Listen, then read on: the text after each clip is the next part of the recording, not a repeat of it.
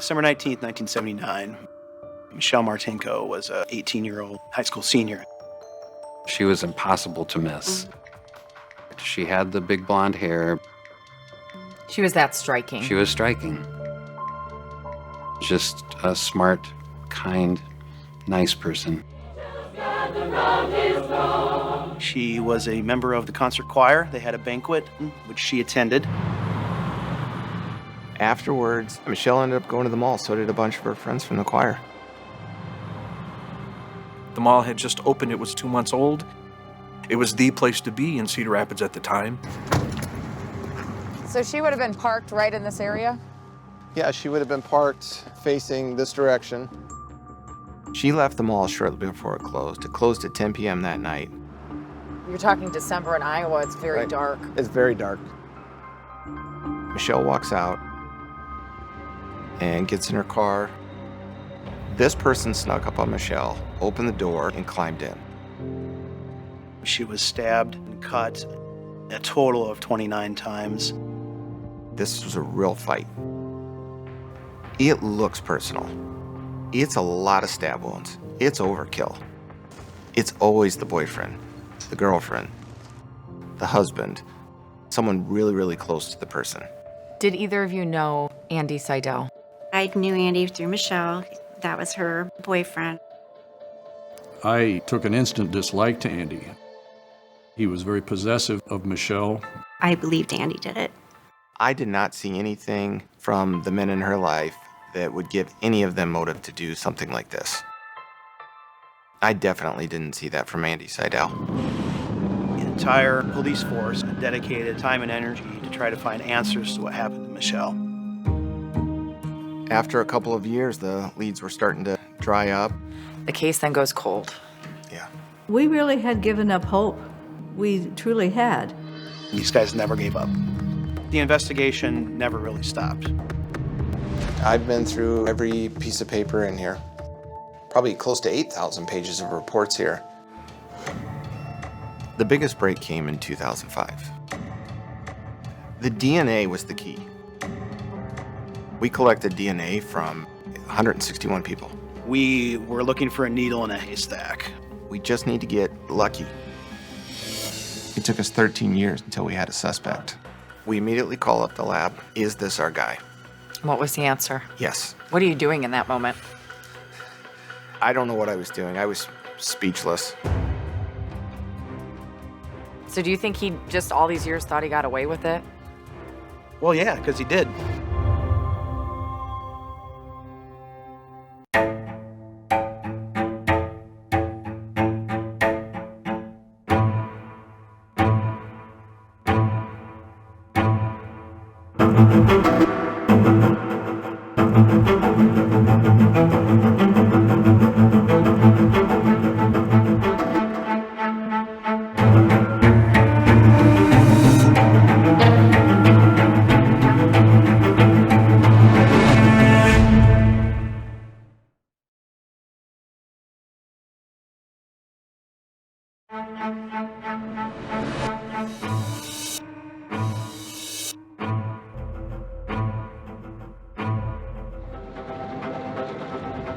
This tragic case that's been haunting this community for years. Just before Christmas in December 1979, every single police officer in Cedar Rapids, Iowa, was called to work on the horrific murder in the parking lot of Westdale Mall. I've never seen anybody stabbed that many times. Including now retired detective Harvey Denlinger. Something like that was unheard of around here. Michelle Martinko, an 18-year-old high school senior, had been found violently stabbed in the front seat of her car. Her killer, unknown, confounding generations of investigators. We couldn't come up with anything, and we just kept plugging away. How old were you? I was 5 years old. Do you remember the case? No, not from when I was little. Harvey's son, Matt. But every single year on December 19th, Michelle Martinko was a bright-eyed blonde. The local news would have a Michelle Martinko segment. 27 years ago, her life was cut short. So it was really hard to miss the severity of it.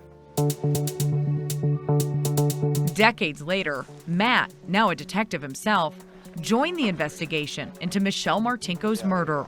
I love how old this map is. 36 years after his father had begun working the same case. Wouldn't it be something if I could find our suspect and my dad is still alive? And as he dug into the thick files, the son went to his father to help him make sense of it all. I wanted someone to talk to about it, and I wanted someone that really understood it. The crime had stunned the small city of 110,000.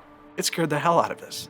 Tracy Price went to high school and sang in the choir with Michelle. It just hit me like a brick. It was just shocking. Mike Wyrick had dated Michelle in high school and says her murder shattered the city's all-American image. If that could happen and the person wasn't caught, anything could happen. This one, I think, is one of our favorite pictures. She's sleeping with her dog. So cute. Here we're into the hair stage. Lots of hair pictures. Yep. Janelle Stonebreaker is Michelle's big sister, 12 years older. Michelle was the flower girl at her wedding. She and her husband, John, say nothing could have prepared them for the horrible news they got the morning after Michelle was killed. We just hugged, and we couldn't believe she was gone. My dad was very stoic about it, but he was angry. And my mother was just brokenhearted. It was a devastating blow to parents who had been through so much with Michelle already. Janet Martinko had suffered 5 miscarriages and was 44 years old when Michelle was born. It was great. I mean, it was just so exciting when my sister was born. And she was the miracle baby. When she was 12, Michelle was diagnosed with scoliosis, a curvature of the spine. She had to wear a brace that went from her neck to her hips. She felt very different, very self-conscious. So that was a tough period. But at age 14, she was able to shed the brace. And then Janelle says everything changed for Michelle. Farrah Fawcett was in with the hair, and my sister always had the long blonde hair. So she thought, okay, I can do the hair, you know. Michelle was blissfully unaware She was. of all this attention that she was getting from men. She caught the eye of Andy Seidel, who at 16 was a year older than Michelle. We met him roller skating. Michelle's friend Gail Dawson remembers him. And there is this flashy sports car guy, you know. Michelle and Andy were together for 2 years and then broke up. Friends say she didn't want to be in a committed relationship, and Andy apparently didn't take it too well. After they broke up, he wanted to know her every move, who she was dating, why she was dating that particular person. He would talk to her friends. He just wouldn't go away. Police learned Andy had run into Michelle at the mall that fateful night. They brought him in for questioning. Did he have an alibi? Andy did have an alibi. Andy was at home shortly after the mall closed, and his mom provided an alibi. The problem with Andy's alibi, though, is that moms would say a lot to protect their children. Every male that knew her was a suspect that they had to clear. You must have been a suspect. I was. Mike Wyrick was questioned as well. And even though he was more than 100 miles away at college when Michelle was murdered, police knew he had also dated her. All of it was a little intimidating. It was hard. It was scary. Mike says the police were tough on him. At one point, they thought that I wasn't telling them everything, and they laid the crime scene photos out in front of me, and it was hurtful. Mike was never considered a serious suspect because he was not in Cedar Rapids at the time of the murder. But Andy was. And Andy's behavior at Michelle's funeral only reinforced many people's suspicions about him. He was almost in the casket. He was so emotional. He has arms around her and he was just sobbing, and he said to me, I have to know who she loved when she died. Did she love me or did she love Mike? Who did she love when she died? But police had no hard evidence pointing to Andy Seidel. He left Cedar Rapids soon after high school and joined the Navy. There's a large amount of us that were convinced that he did kill her. I thought it was just a matter of time before he was arrested and charged. There was no one else. There really wasn't another suspect.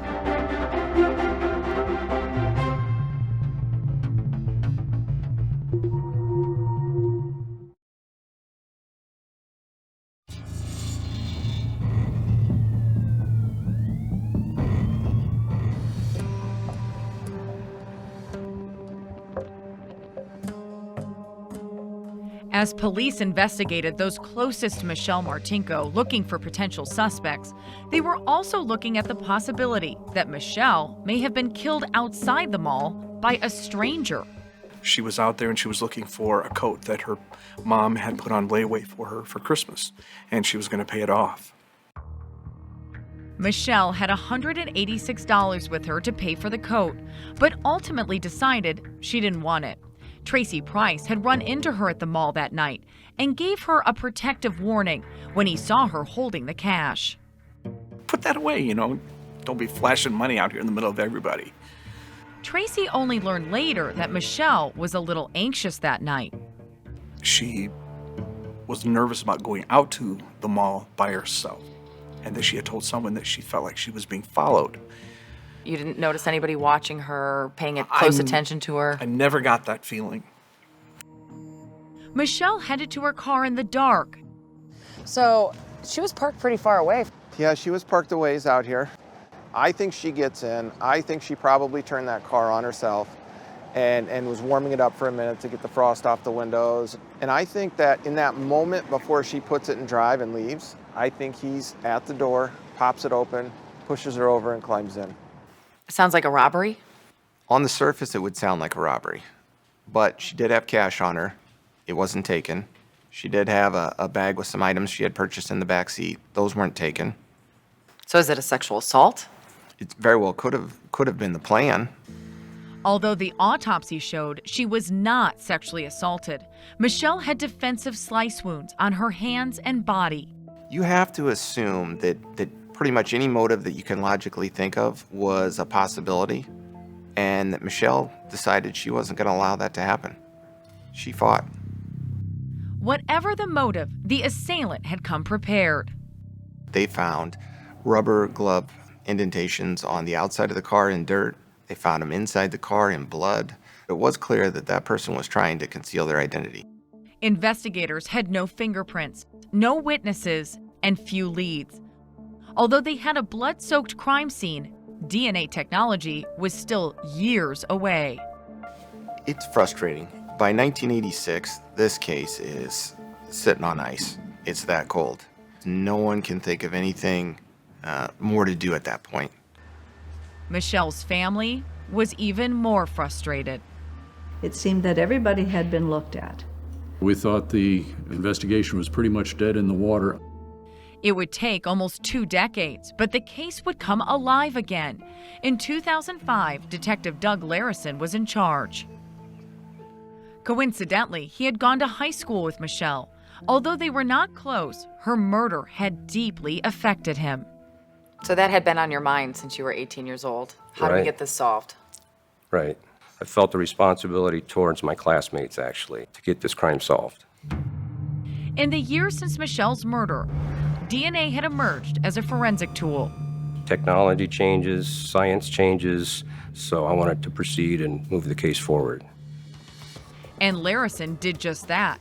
He was reading Michelle's file when he discovered that sometime earlier, another detective had sent blood scrapings found on the gear shift of the car out for testing, but nobody had followed up on the results. And it just stays in the file until somebody finds it? And it can get lost in the file. And until somebody actually sits down and reads the file, do they go, oh wow, we have DNA? Those different investigators don't necessarily network with one another. But Larison found that lab report, and it showed that not only did the gear shift have DNA, it was male DNA. he had probably cut himself, and that's how his DNA and his blood got mixed with her blood on the gear shift selector. Larison then sent Michelle's dress, which had been safely tucked away in an evidence locker, to the lab for further testing. What did they find? A spot of blood on her dress with a full male DNA profile.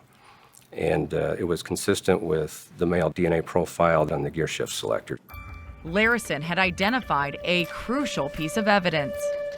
I think it's just common sense that that's probably your killer right there. Detectives had the evidence. Now all they needed was the suspect. We know we just need one person. We just need to get lucky. You know, have the sun shine on us just one day when we find one person that matches that. But it would take many days, more than a decade. And it wasn't luck. It was cops who wouldn't quit until they finally narrowed in on one very surprising suspect. Oh boy, this is it. We have finally gotten down to the wire on this.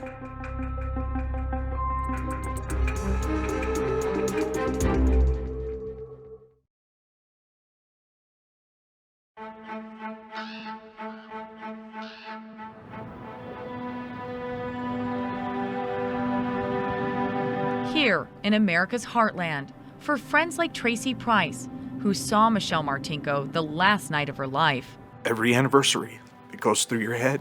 You know, here's another year, still don't know. For ex-boyfriend Mike Wyrick. We all were victims in a way. Well, your innocence was stolen. Yeah, exactly.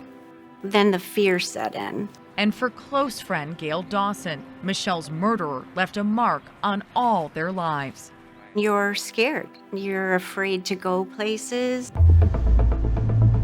The killer had vanished. But by 2005, investigators were onto something new. Science. And that male DNA profile on Michelle's dress and the DNA from the blood on her car's gear shift. Would it be fair to say you found a needle in a haystack? I think there was a lot of needles in a lot of haystacks in this case. For lead investigator Doug Larison, old evidence suddenly had fresh potential. He shipped the blood samples to CODIS, the nationwide database of DNA collected from arrested offenders. If Michelle's murderer had a previous record, CODIS will give us a hit and tell us who matches the profile. So you send it to CODIS and what happens? We never got a hit. dead end. The DNA from Michelle's dress and car did not match up with anyone in the huge government file. So now we had a job to do. Starting with locating all the people Cedar Rapids cops had originally interviewed. We collected DNA samples from over 100 different people. Cops had to convince them to take a DNA test. It was time-consuming. Mike Wyrick and Tracy Price were tested. Both came up negative. At the top of Larison's list was Michelle's old boyfriend, Andy Seidel. I think he was probably the main suspect from the very beginning of this case. Andy Seidel had lived for 27 years, with many in his hometown believing he was a killer. I said, listen, Andy, if you give us your DNA and it doesn't match, then you're eliminated. You're cleared. So he voluntarily gave his DNA and he was eliminated. But whoever ended Michelle's life left a different but lasting mark on Andy. Michelle's parents both died before that DNA test exonerated him. They likely went to their graves believing Andy was their daughter's killer. I feel very bad about that. Andy was a victim himself because many, many fingers were pointing at Andy. Larison moved on. Classmates, friends, family, searching for a match with that male DNA. So you do 100 different people. What comes back? Everybody's eliminated. No matches. It had been 10 frustrating years for Detective Doug Larison. I was kind of burned out. So I went to my supervisors and I said, hey, I think you need to get somebody to replace me on this case. One of these had the FBI profile in it. And that's when Matt came in. Matt Denlinger, Harvey's son, that second generation, searching for Michelle's killer. In 2015, he took over as lead detective.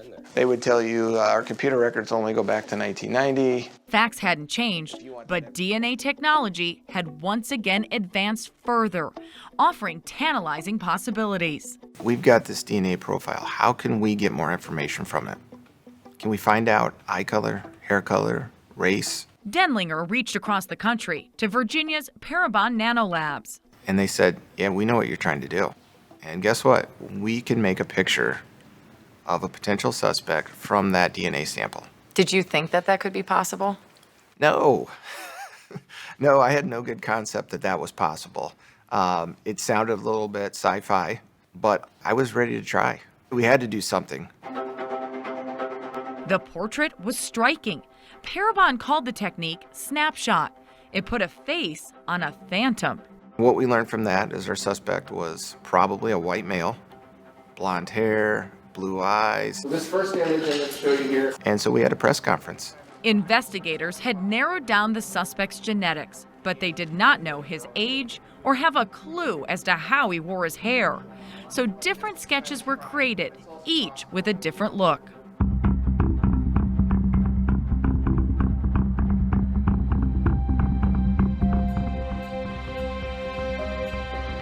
A town hungry for justice searched its memory for a match.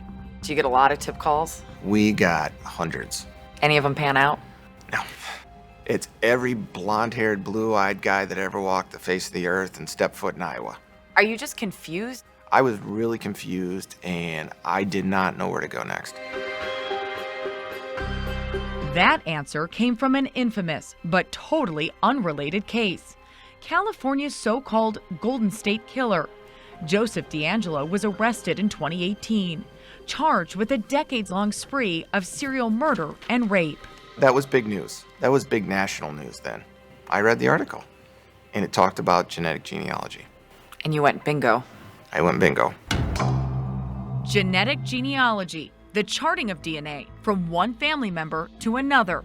A DNA family tree. Parabon was ready to test that same DNA one more time. They said, we'll use the sample you already gave us for the snapshot images. I said, let's do it.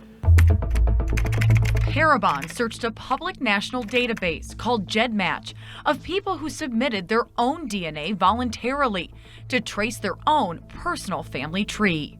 And in July of 2018, we got a report back from them. They said, good news, we found a relative of your killer. Brandy Jennings is our gal in Vancouver, Washington. She's the second cousin. Right. Once removed. Exactly. Brandy Jennings, an office manager and single mom, was a distant relative to the male whose DNA was found on Michelle's bloody dress and in her car.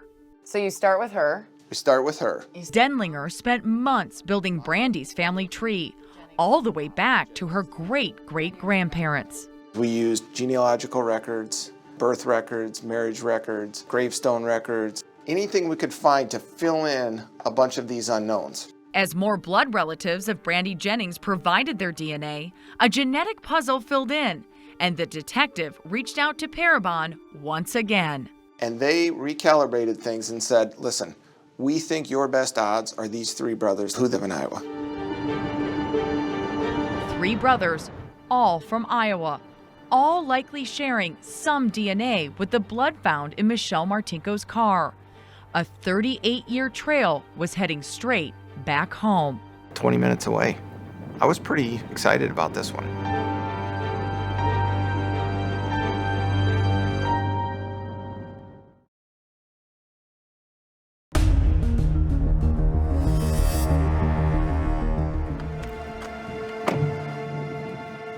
By October of 2018, Detective Matt Denlinger's painstaking ancestry searches had narrowed the suspects down to 3 brothers in Iowa, and all of them were still alive. We immediately started doing research on these 3 brothers. They were Donald Burns, Kenneth Burns, and Jerry Burns. Denlinger and his team set up a plan. They would collect DNA samples from the brothers to see if any were a match. And they would do it without them knowing. You think one of them's the suspect, you can't tell any of the 3. Not only can I not tell any of the 3, but I was careful who I told in general. Iowa is not the biggest state in the union. and you never know who knows who.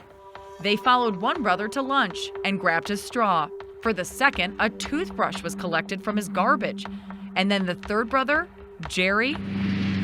We drove up to Manchester. We had already established kind of a pattern or some locations to try to find him. After a couple of hours, he spotted Jerry Burns at this pizza restaurant. He drank at least 2 sodas out of a glass with a straw. All 3 brothers' samples were sent to the lab. Don and Kenneth were not a match, but the results showed Jerry Burns' DNA was an exact match. For Denlinger, the message was clear. I was definitely speechless. I'm almost speechless today thinking about it. It turns out that Parabon's sketch of the suspect was very similar to a young Jerry Burns. But Burns wasn't an obvious suspect. We are not finding any connection at all. No connection to Michelle, no connection to that car. Even more baffling, Jerry Burns' resume was the opposite of a cold-blooded killer. He had no criminal record and was even a respected businessman with a wife and 3 kids. Denlinger picked a particular day to interview Burns at his business. Hello? December 19th, 2018. Hey, how are you today? Jerry, my name's Matt, the Cedar Rapids Police Department. Exactly 39 years to the day after Michelle was murdered. I wanted to rattle him. I wanted to bring that up during the interview and see if that would do anything to him. Copy of the search Using a hidden camera inside a coffee mug, Denlinger tried to get a confession. The reality is we have your DNA at the crime scene, and so we know you were there that night this happened. How would we get your DNA at the crime scene there, Jerry? I don't know. But Jerry acknowledged he had been to the mall with his family in the past. Did you go to Westdale Mall? Oh yeah, we've gone to Westdale Mall. Although Jerry couldn't remember when he was at the mall, Denlinger continued to press him. Jerry, what happened that night? I don't know. Despite Burns' denials, the DNA was enough to arrest him for the murder of Michelle Martinko. Anything you say will be used against you in a court of law. On the ride back to Cedar Rapids, a camera was rolling again, this time in the police car. And Denlinger believes Jerry offered something revealing. He said a few things about blocking stuff out, traumatic events. I think it's possible this happened. I'm sure something like that would be possible to block things out of your memories. You're a homicide detective. Your gut tells you something. What did your gut say? My gut told me the second he refused to deny it or give me a plausible explanation that we had the right guy. For Michelle's sister Janelle, news of the DNA match and the arrest signaled hope. And a day she and her husband John thought would never come. We were just hooping and hollering, and we were just talking and talking. We were just so excited. But for the Burns family, it all came as a complete shock. Jerry's daughter Jennifer and his brother Don could not believe the man they know and love could ever be capable of such a gruesome act. We did not believe it. This could not be our dad. He couldn't have done it. There was just no way. I mean, he was always there for his family. Circumstances that just made it highly improbable from our perspective. First of all, there was no connection between Jerry and Michelle Martinko. None. Leon Spies is Jerry Burns' attorney. He believes his client's demeanor during the police interview wasn't out of the ordinary. I challenge anybody to predict how any person is going to react, let alone react being caught out of the blue with an investigator trying to attribute them to a horrible, horrible crime. He did not commit this murder. In February of 2020, Michelle Martinko's accused killer went on trial, more than 4 decades after her murder. Due to the buzz surrounding the case in Cedar Rapids, the judge granted a venue change to Davenport, Iowa, an hour away. The evidence will show that Michelle Martinko was murdered that night by the defendant, Jerry Burns. Prosecutor Nick Maybanks felt the weight of his hometown on his shoulders. A lot of eyes on this case. There are generations that grew up with this story. And the generation who lived through the horror and suspicion always seemed to be happy. Several of Michelle's friends were called to testify, including Michelle's ex-boyfriend and once prime suspect Andy Seidel, who says he and Michelle were on good terms the last time they saw each other. There was no reason for us to part ways in a bad way. We just kind of grew apart as we evolved, growing into adulthood. Do you swear or Mike Wyrick was also called and had to relive Michelle's murder all over again. This trial was hard on me. For a lot of us, brought it all back into focus in a way that it hadn't been in focus since those early days. This was a random act of violence committed by a stranger. From the start, the prosecution faced a number of hurdles. The case and the evidence were decades old. Tried to take 40 years of investigation and condense it into a story. And a lot of things about this suspect didn't make sense. What's that like for you? You have a suspect who has no criminal background that we're aware of, and this heinous crime that looks extremely personal. Right. Yeah. You have no story. Don't. Yeah. And after he was interviewed, we didn't have much of a story either. A story the Burns family believes was problematic from the start. They wanted an explanation of how his DNA got there. Well, how is he supposed to know from 40 years ago? You know, I can't even remember what I did last week every day. So would you say it's impossible that Jerry murdered Michelle? I'd say it is. There's absolutely no way it could have happened. I don't think there's any way that my dad could have done this. The prosecution's case hinged on that one critical piece of evidence: Jerry Burns' DNA. We got the science, we got the guy. There's a 1 in 100 billion chance that it could be somebody else's. There's only 8 billion people or so in the world. But Leon Spies argues the DNA evidence isn't foolproof. There are lots of misconceptions about DNA. It's not the silver bullet that law enforcement often portrays it to be.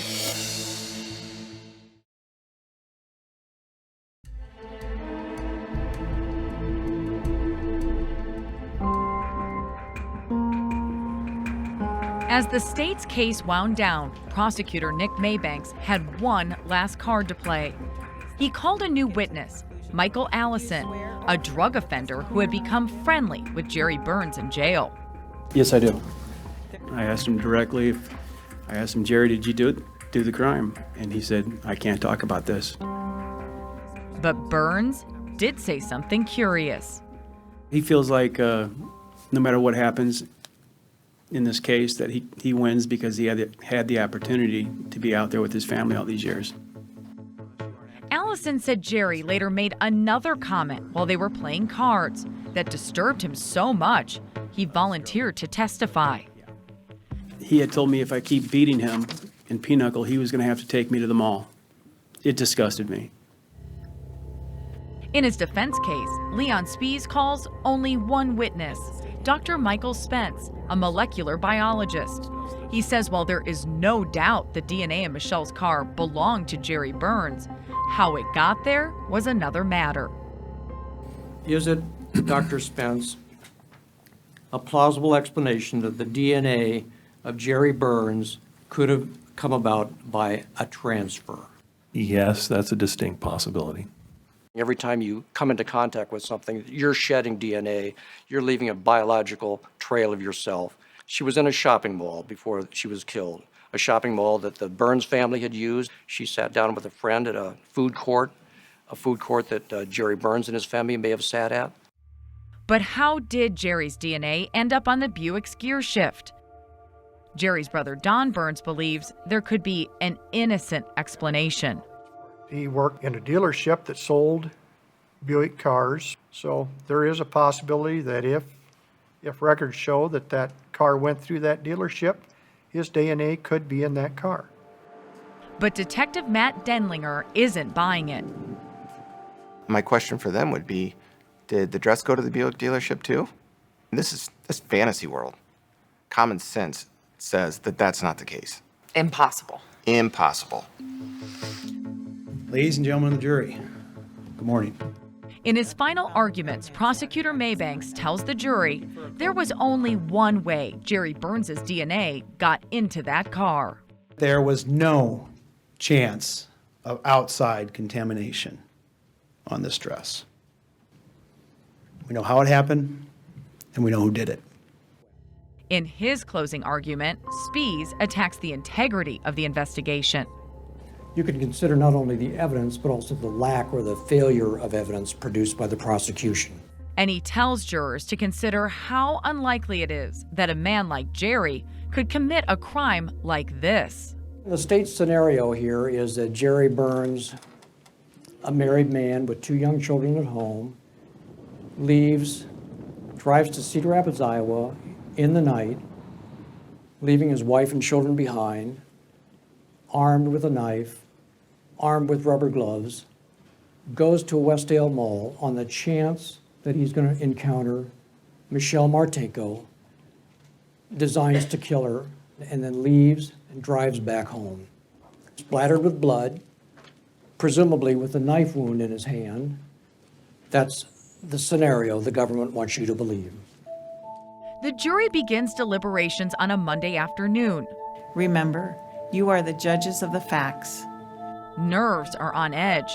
I was not thinking slam dunk. All it takes is one juror to have a hung jury. But just 3 hours later, I said, we have a verdict. So we rush into the courtroom, sit down, and we wait.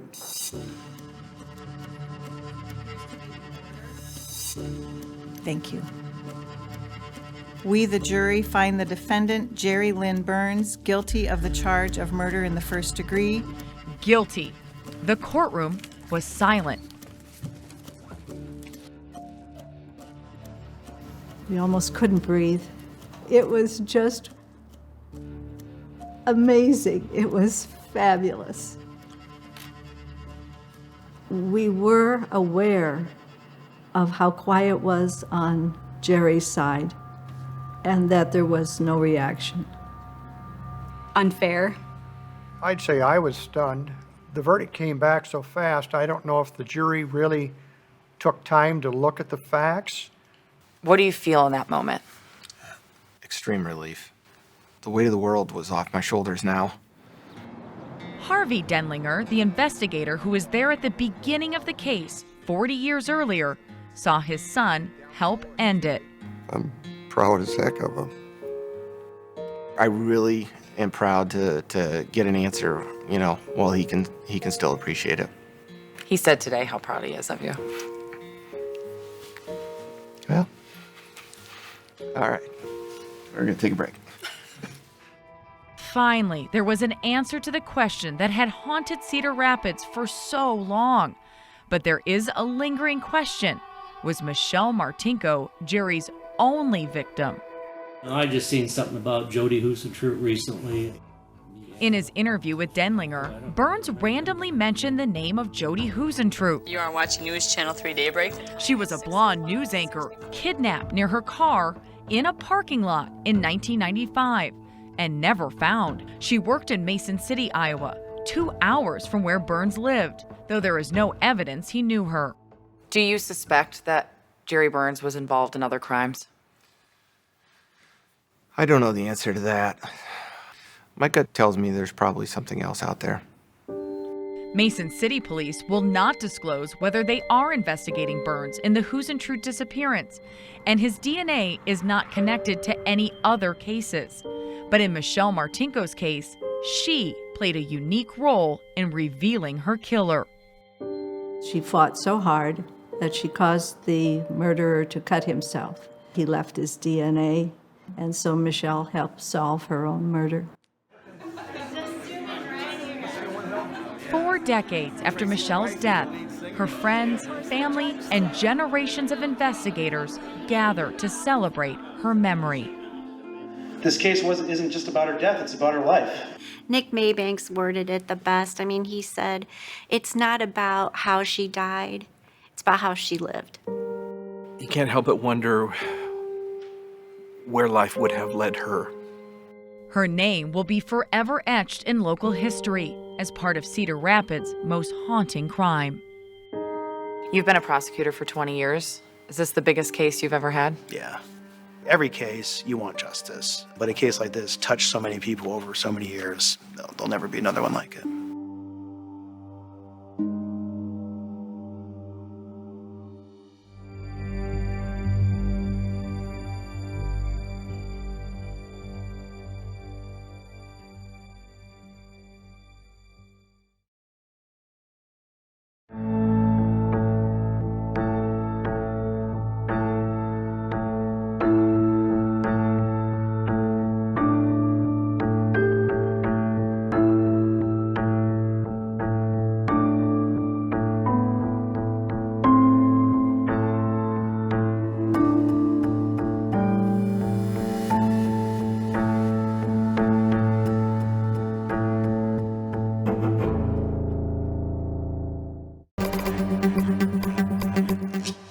This is a case about betrayal, murder, and a cover-up.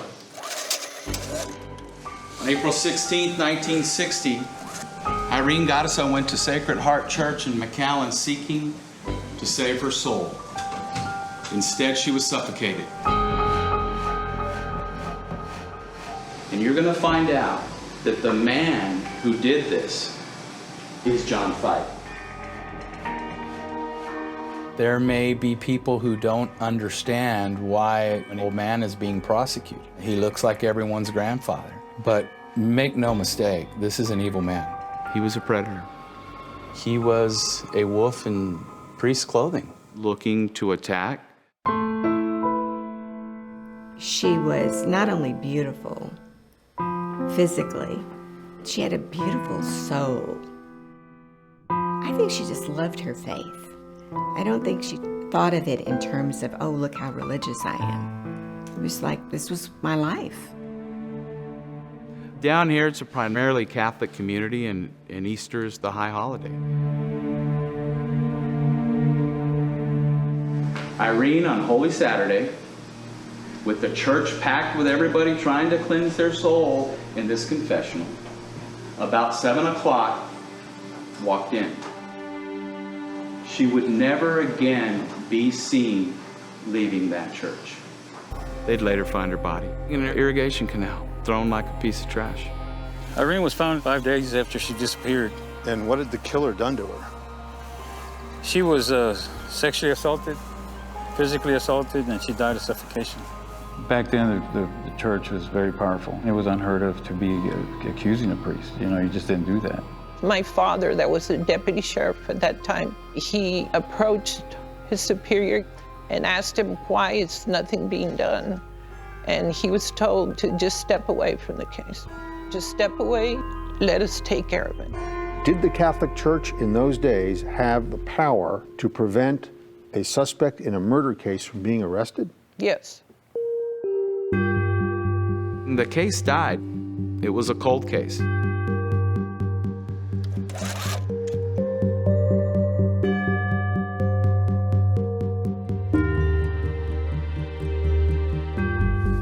Is this the man that you knew as John Fight? Yes. He was perhaps the key witness in the case. He assaulted her, bound her, and gagged her.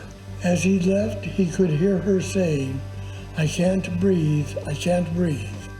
We got a word for that in Texas. What's that? There isn't any forensic evidence that affirmatively linked John Fight to this crime in any way. You will see her clothing. Is there any evidence of DNA? The evidence will show you no. You will see her purse. Is there any evidence of fingerprints? The evidence will show you no. You will see her shoes. There wasn't enough evidence then. There won't be enough evidence now. I don't expect that there'd be another case like this ever come around in my lifetime. The institution who was in the business of seeking salvation was complicit in covering up this murder. It was a case worth losing. It was worth taking a risk. It's a story that needed to be told.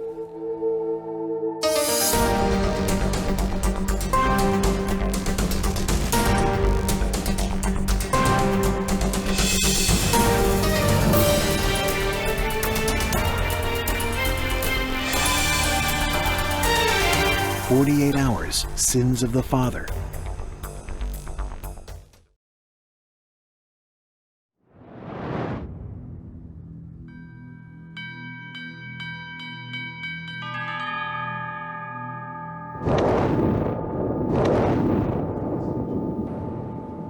Assistant District Attorney Mike Garza is not part of Irene Garza's family, but Irene Garza's story has been part of almost everyone's life in McAllen for generations.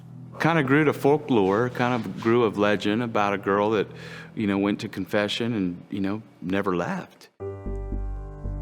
The story of the priest accused of killing a parishioner is finally being heard in a courtroom after nearly 60 years. Does your Catholicism make it more difficult for you to go after this guy? The church seeks to do good. It's the men in the church and the men at that time that did wrong.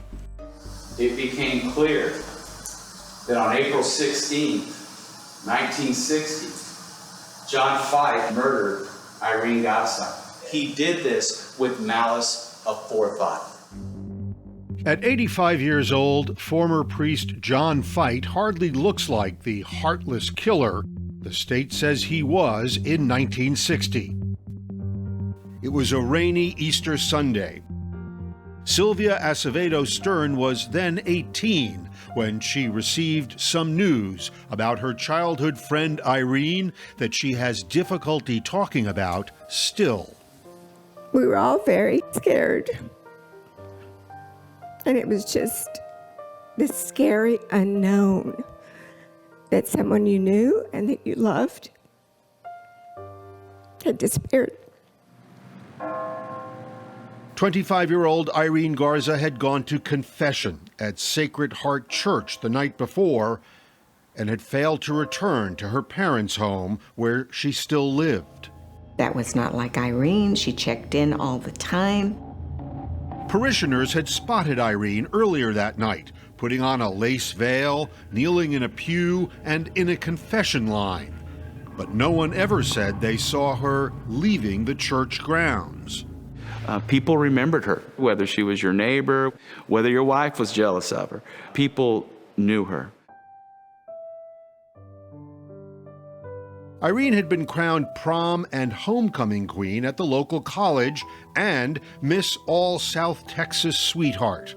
Noemi Ponce Siegler was part of Irene's extended family. Do you remember how you felt about her? I mean, what she meant to you? She stood out. She was elegant. But Irene was far more than just a pretty face. She was a trailblazer, says her cousin, Linda de la Vigna. She and her sister, Josie, were the first Mexican-American twirlers in history of McAllen High School. And then ultimately she became the drum majorette, the first Mexican-American drum majorette. Irene had been the first in her family to go to college and graduate school. She became a second-grade teacher and chose to work with McAllen's poorest students.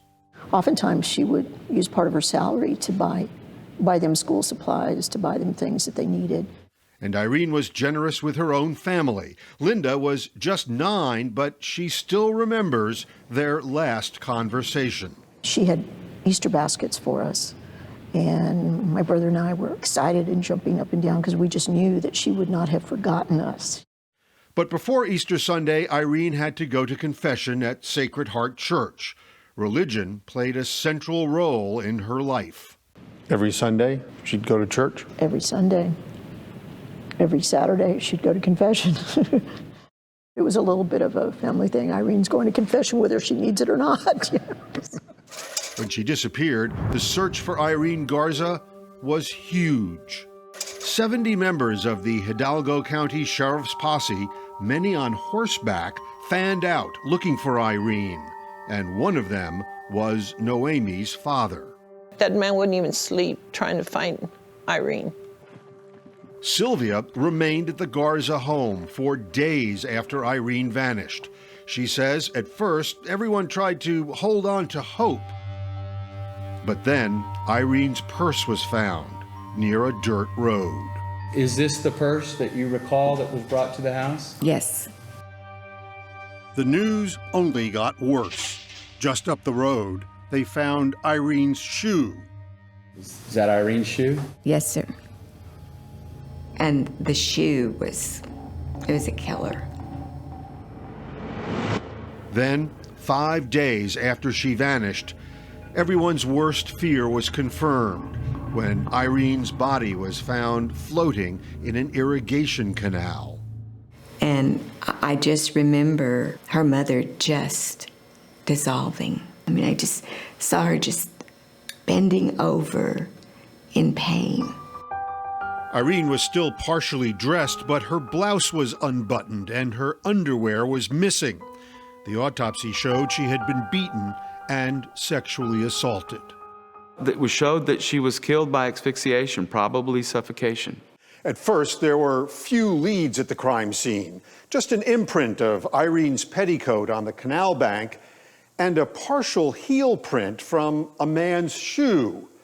But 2 weeks later, police discovered a curious clue. They drained the canal, and on the bottom, they found this, a photo slide viewer. The police turned to the public for help in identifying the owner. 2 days later, they received a note from Father John Fite, a visiting priest from the missionary oblates of Mary Immaculate. John Fite writes a letter saying that slide viewer belongs to me. Why in the world would he tell the police, yeah, that's my slide viewer? I think it was taunting. Taunting the police. Taunting the police. Police only grew more suspicious of the 27-year-old priest when he gave them different stories about that night. At first, he said, he had not heard her confession at all. He changes it by saying later, I took her confession in the rectory. And there were other peculiarities. Fite had been staying temporarily at the rectory to help with the busy Easter holiday. But he kept going back to the pastoral house where he lived just a few miles away. 6 times in a 24-hour period. He used excuses like breaking his glasses, needing to get clean clothes, different things that became very suspicious. And Father Joseph O'Brien, the assistant pastor, told police that Fite had some injuries the night Irene disappeared. He noticed some scratches on his hands, some scratches that ran vertically down his hands and on the top of his arms. Father Fite said he had been locked out of the pastoral house and had scratched his hands climbing up to the second-floor balcony. They were on the back of his hands, and I guess this gentleman climbs the wall like this, but he said he got them climbing a wall. They had a pretty good case against him. Why wasn't he arrested? He was protected. By? By the hierarchy of the Catholic Church.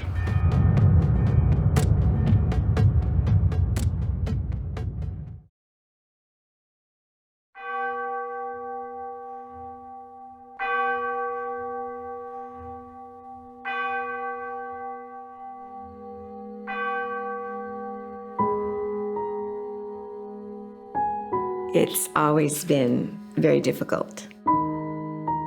In the days after Irene Garza's murder, Sylvia Acevedo Stern was struggling not just with grief, but also with guilt.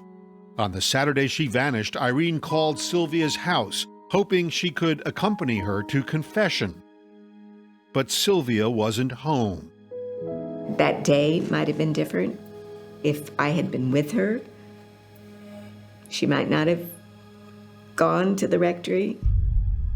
But why had Irene agreed to go to the rectory that night? Your Honor, at this time, the state of Texas would call Anna Maria Hollingsworth. A new witness, Anna Maria Hollingsworth, testified that Father Fite had pulled Irene out of the confessional before. It's not the same, she says, going to confession anymore because I don't get to stay in the confessional. He had pulled her out of the confessional, told her she was too good to confess in the confessional, and took her to the rectory. Anna Maria says her friend Irene seemed confused by Fite's insistence. If that's true, why would she have gone with him to the rectory on that Saturday evening? Because he was a priest, and you didn't fear priests back then. She had no reason to suspect he was going to do something violent or sexual to her. What angers Mike Garza is that he says the church had warning signs about Fite.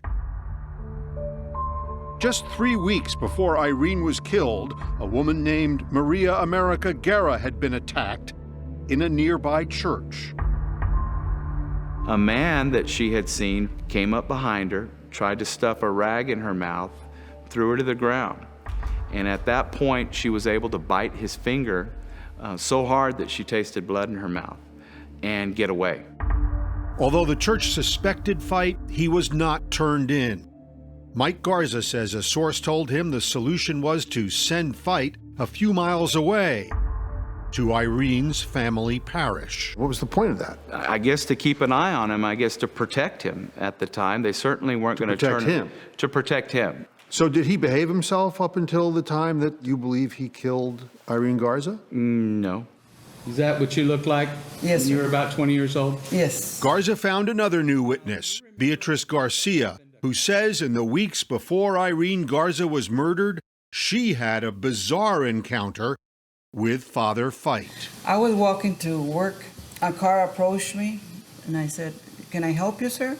And he said, "I would love to take a picture of you dressed in black by the cemetery." And that man in the car, who was it? He was the priest. That's him right there. He liked a certain look in a woman. You know, America Guerra, Beatriz Garcia, Irene Garza, they all looked the same. America Guerra was a violent attack, and maybe he got a little taste of it then and was looking for his next victim. And Garza says that victim ended up being Irene. Yet, despite the evidence against Fight at the time, the case seemed to stall. Noemi Ponce Siegler recalls finding her father, one of the original investigators, very upset one day. I saw him sitting in a chair with a white handkerchief, and he was crying. Noemi says her father had been told his superiors would take over the investigation.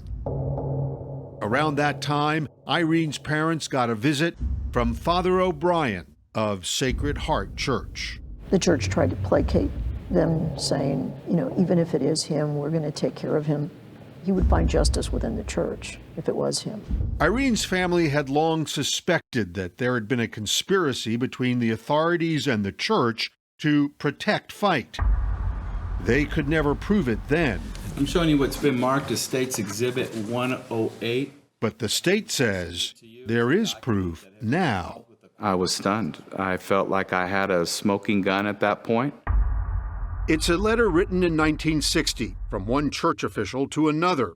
Garza says this is proof that the church and the Catholic sheriff at the time, E.E. Vickers, conspired to undermine the Irene Garza investigation. At some point, the sheriff would meet with the DA and explain to them what a weak case they had against him in an effort to get it dropped. In the letter, they were concerned about how the case might not only affect the church, but also the campaign of Catholic presidential candidate John F. Kennedy. There are also political implications to this that could make this a juicy scandal for the opposition to Kennedy.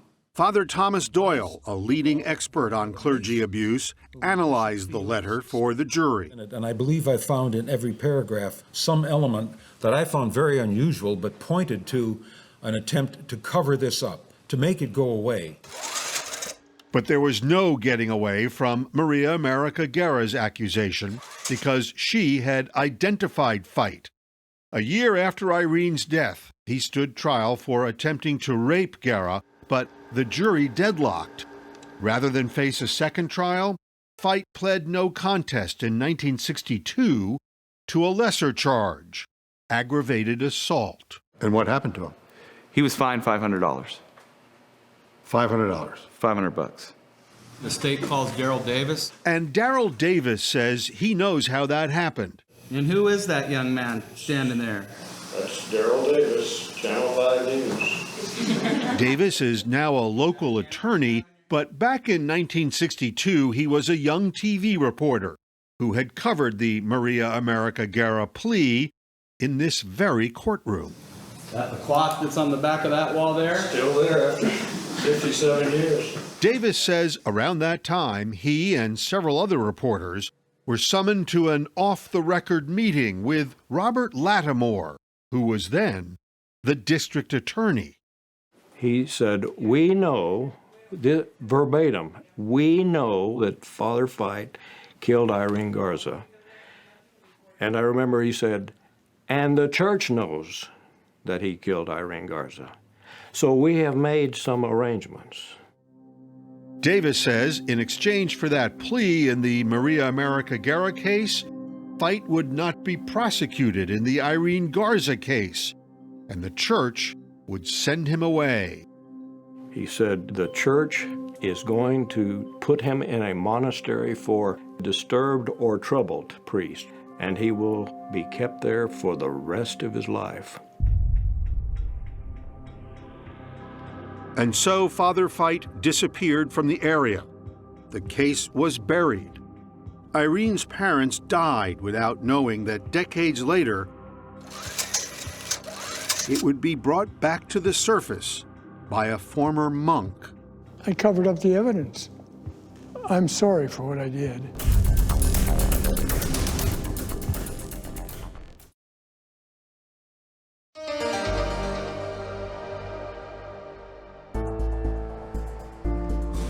Your Honor, the state of Texas would call Dale Tashney. Dale Tashney is 88 years old, a former monk from Oklahoma, and now the star witness at John Fite's murder trial. Tashney has waited years to be able to take the stand. Do you remember what you were feeling at that moment? Relief. Relief. This was my chance to tell what I knew, what I remembered.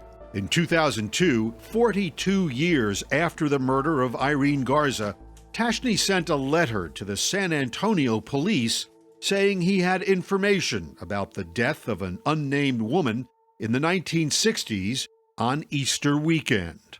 She went to confession to the priest. After hearing her confession, he assaulted her, bound her, and gagged her. The priest's name was John Fite.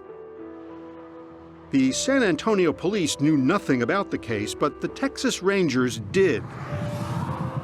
It just so happened the cold case had been reopened that year, and Ranger Rudy Jaramillo had been working on it without much luck. And then Dale Tashney came along. That's a huge break for you. Right. Jaramillo got in touch with Tashney and was amazed by what he heard. Even though Tashney didn't know the name of the victim and had the incorrect date and city, Jaramillo was certain Tashney was talking about the murder of Irene Garza. Back in 1963, Tashney was a monk at the Assumption Abbey in Ava, Missouri.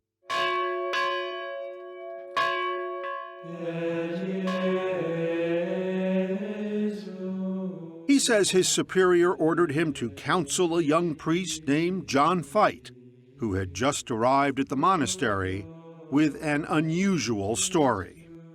I was told that he had killed a woman and then asked if we could see if he would fit in the monastery and possibly become a monk.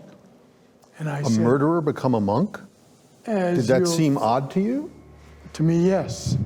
Tashney says over the course of many months, Father Fite told him about that attack. After confession, he took her blouse off. He fondled her breasts, and then after that, he took her down in the basement, and somehow she remained in the basement.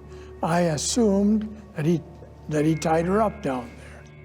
Tashney says Fite told him he later moved her from the rectory to another location. The next day, Easter Sunday, I believe it was, and he put her in the bathroom, put her in the tub, and he had put her in a bag or something over her head. Some sort of a plastic bag? I don't fully remember. But when he was leaving, he heard her saying, "I can't breathe, I can't breathe." With that, he shut the door and left. When he came back, he opened the bathroom door and she was dead.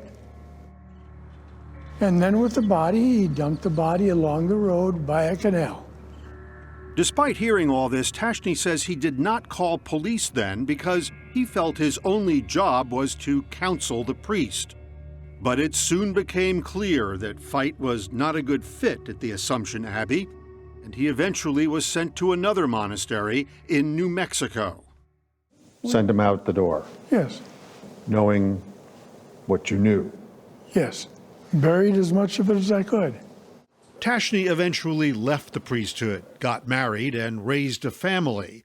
But in the early 2000s, he says he had a crisis of conscience and could no longer carry the burden of John Fite's story. Did you know Irene Garza? No. As the jury listened, Tashney shared his story and the pain he felt for denying answers to Irene's family. Did you know her parents? No. But I knew she had parents.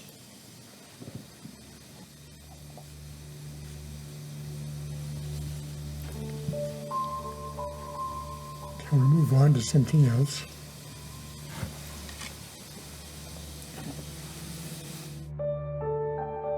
But it took 15 years from the time Tashney first came forward to get him in front of a jury. And this man, Rene Guerra, is a big part of the reason why. But you don't believe Fight ever confessed to him? I don't believe so. Guerra was the DA in 2002 when Tashney came forward. He refused to charge Fight. We spoke to him in 2013. I mean, why would he make up this conversation? I don't know. But why? What makes you think he did? The fact that he had no specifics. But Tashney was not the only new witness at the time. Ranger Jaramillo had also tracked down Father O'Brien, who said Fight had also admitted guilt to him. Jaramillo recorded an interview with O'Brien in which he matched many of the details in Tashney's account. Did he put her anywhere to hide her, to place her in anywhere where he might have? The bathtub. Did he tell you how he killed her? Well, she died from the gagging asphyxiation. Guerra did not believe Father O'Brien either. He says O'Brien had been diagnosed with a form of dementia. Is he misunderstanding and fabricating in his mind a story that he might have heard about, might have read about? Jaramillo felt O'Brien was clear-minded, but Rene Guerra would not bend. Linda de la Vigna remembers he confronted her as she and Noemi Ponce Siegler tried to push him to prosecute. And I'll never forget, he put his finger in my face and said, you know, you'll never get an indictment. You'll get one when pigs fly. Linda and Noemi refused to back down, and in 2004, Guerra finally seemed to give in to the public pressure, and his office took the case to a grand jury. But jurors would only be given audio tapes and transcripts of what Father O'Brien and Dale Tashney told investigators. They were never called to testify in person. The charge has been made that you could have called them and that you didn't do it in this case because you didn't want to prosecute this case. Irene Garza's family is saying that's what the police are saying. There's some interested parties that are saying that. The grand jury did not charge John Fight, and he continued to live as a free man. He had left the monastery and the priesthood by 1972. He married and became a father and a grandfather, and had worked for decades at a Catholic charity when we found him near his home in Scottsdale, Arizona in 2014. Sure. Well, let me just ask you straight out. Did you kill Irene Garza? No. Do you know who did? No. Well, Dale Tashney says that you told him that you did kill her. Dale is full of I'm sorry? Dale is full of Fight could not have known it then, but his time was running out. Get lost, brother. Shortly after our conversation with him, there was a big development in McAllen. Rene Guerra, who had been DA for 32 years, was defeated by Ricardo Rodriguez, who promised to look into the case. And in February 2016, Fight was arrested and brought back to Texas to stand trial. But after nearly 60 years, is it too late?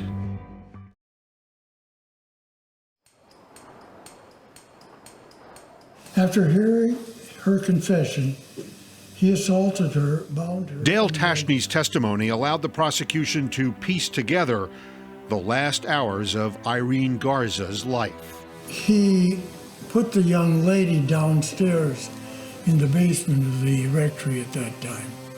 And this is the rectory? Yes. Prosecutor Mike Garza says because of the rectory's thick walls, nobody would hear sounds of a struggle or any screams for help. And left her there? And left her there. And Garza says Father Fight went back to church to hear confessions. After parishioners left that Holy Saturday, Garza says Fight moved Irene a few miles away to the pastoral house. Tashney's story was that he had placed her in a bathtub and had left her there while he was going to go back and say vigil mass. And at that time she said, "I can't breathe, I can't breathe." Garza says when Fight returned from church, Irene was dead. At the point that he left, we believe she was still alive, but with every intent to kill her. That's a depraved heart. That's a pretty cold heart. That night, Easter night, Dale Tashney believes Irene was moved one last time. He put her in a car and put her aside of the road near a canal. Tashney's testimony has some details, but Mike Garza knows it also has holes. Do you recognize that, sir? Yes, sir. In his letter to police in 2002, Tashney said the murder happened in 1962 or 1963 in San Antonio, several years after and more than 200 miles from where Irene Garza's body was found. Why did you think it was in San Antonio? Father Fite was from San Antonio. He went to school there. Did you know what year this had happened? Since Father Fite came to the monastery in 1963, I thought it happened in 1963. Did you later find that you were mistaken? Yes, but I wasn't easily convinced. Defense attorney Renee Flores believes Ranger Rudy Jaramillo fed facts to Tashney so he could close the case. Could you have done that? Did you do that? No, sir. Jaramillo says he corrected Tashney only because the former monk was racked by guilt, wanted to find Irene's family, and clear his conscience. I had to set him straight as to when it happened and where. But the defense says Tashney isn't simply mistaken. He assaulted her, bound her, and gagged her. Renee Flores says Tashney is simply lying. Okay, but you were never told by Father Fite that she had been bound and gagged. That's correct. Tashney admits he assumed that because Irene didn't escape from the rectory. After some time, he placed her in a cellophane bag and put her into a bathtub. You also talked about a cellophane bag. We know that didn't happen, correct? No, we don't know that that didn't happen. We know that he didn't tell me it happened. Well, if he didn't tell you all of these different things, Mr. Tashney, why would you come forward to law enforcement and tell them that he did? There were reasonable assumptions. The prosecutors don't think the problems Tashney has with details make him unreliable, and they say much of his testimony is corroborated by what Father O'Brien, who has since died, told the police. Did he tell you how he killed her? Well, she died from the gagging, asphyxiation. But the defense says O'Brien, like Tashney, got help with his story. I think Joseph O'Brien was fed, given, or confronted with what the investigators believed. May I have a moment, Your Honor? Renee Flores is arguing Fite was never prosecuted because of a lack of evidence, not a conspiracy. And he questions Darrell Davis's testimony about that off-the-record meeting with the prosecutor at the time. We were talking to the defense attorney, and he doubts this meeting ever really took place. Really? Well, I'll look him straight in the eye and tell him that I remember it, parts of it, as clear as a bell. But nobody is clear, according to Flores, on exactly when Irene went missing. He says witnesses saw her on church grounds more than an hour after the prosecutors say she was abducted. She had been seen at least an hour and a half to an hour and 45 minutes later. And if the jurors conclude a priest murdered Irene, Flores wants them to consider a different priest. Father Richard Junius was also hearing confessions at Sacred Heart that day and knew Irene. Is Father Junius a reasonable other suspect in your mind? Sure.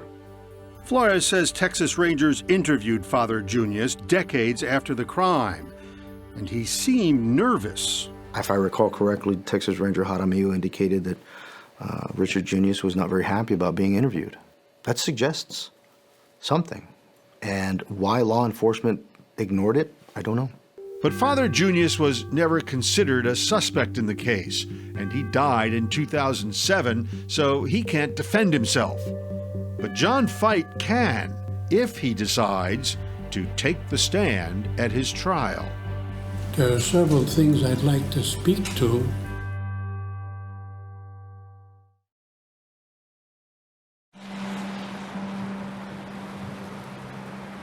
Mr. Fite, would you raise your right hand, sir?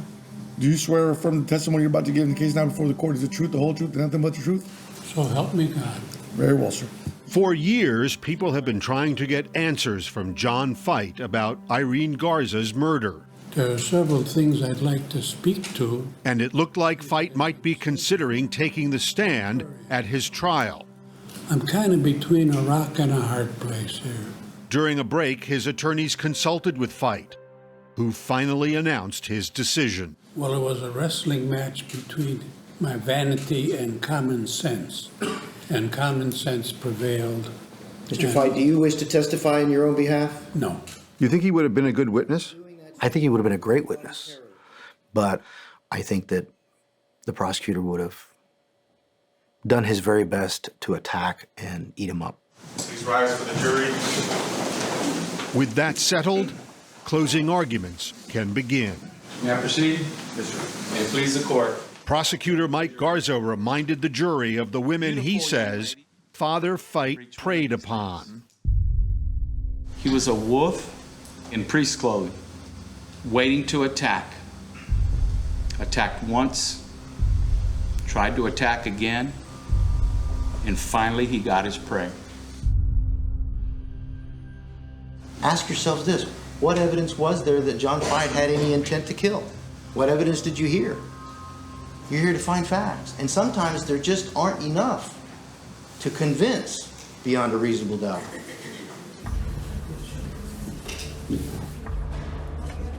Fite went through the trial alone, without his family.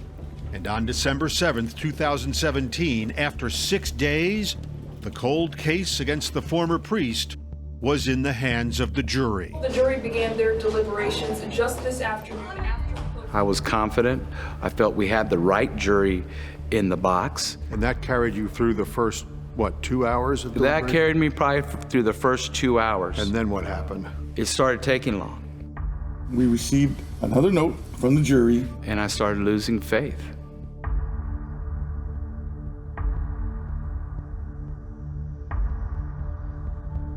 After 6.5 hours, there was a verdict. Would the defendant please stand? We, the jury, find the defendant, John Bernard Fite, guilty of the offense of murder with malice aforethought as charged in... John Fite, once a cleric, is now a convict.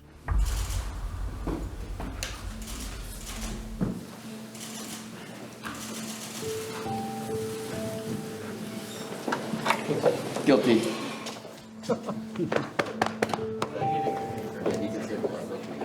Tell me what you're feeling. Justice was served. Irene finally got her day in court, and that's all we ever wanted. La vio esa semana. This is what we've been waiting for. Brought a smile to an old Texas Ranger's face. Yes, sir. After 57 years, we have found justice for Irene. And for today, pigs are flying. Mr. Fite, any words? No comment. When you heard that Father Fite had finally been convicted, what did that feel like to you, knowing the role you played? The debt is paid, both to Irene and to Father Fite. Justice has been done for the both of them. The verdict against John Fite was one thing, but the jury still had to decide on his sentence. Linda and Noemi worried that Fite might be set free. The jury might decide, because he is older and he's frail, that they would be somewhat lenient. The morning after the extraordinary verdict, something else extraordinary happened. It snowed here along the border with Mexico as the sentencing process began. It's snowing outside. Good morning. And one last time, the lawyers addressed the jury. There was a time where this man wasn't walking in a walker, where this man wasn't sitting here weak. It was a time when this man was strong. Prosecutor Mike Garza pulled out the photo of Irene he carried close to his heart throughout the entire trial. She was a person that was loved. We ask that you assess punishment at 57 years. Every year that he was free, having a family, getting married, hiding behind the protection of the church. Is it a just penalty to impose a sentence upon a man who is different 60 years later? It's up to you to decide. But do you really think he's going to live 57 years? 4 hours later, Would the defendant please stand? the jury announced its decision. We, the jury, assess punishment and imprisonment for a term of life. It was a perfect plan. It was a perfect fight. It had the perfect result. Everybody won. Except John Fight. Well, he was the villain. The villain's not supposed to win.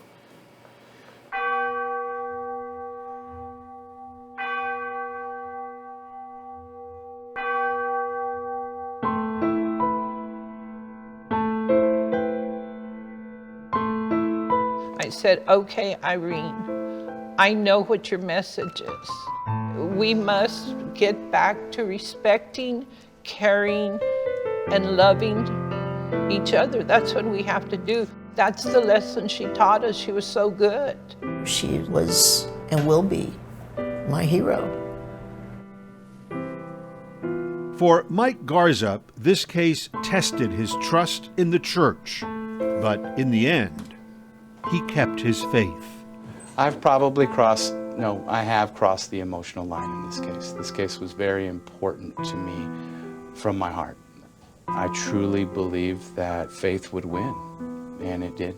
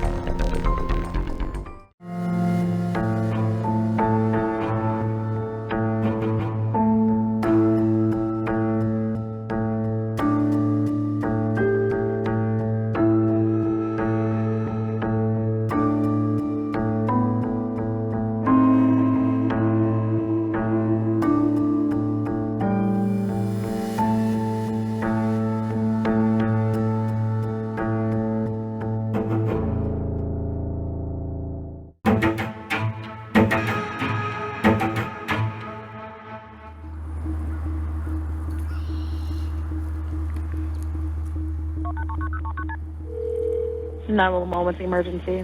My wife and I need an ambulance for bleeding. I was called at approximately 4 o'clock in the morning on February 3rd, 2018. There had been a home invasion robbery in the area of Hale Plantation. You said someone was in your house? Yes.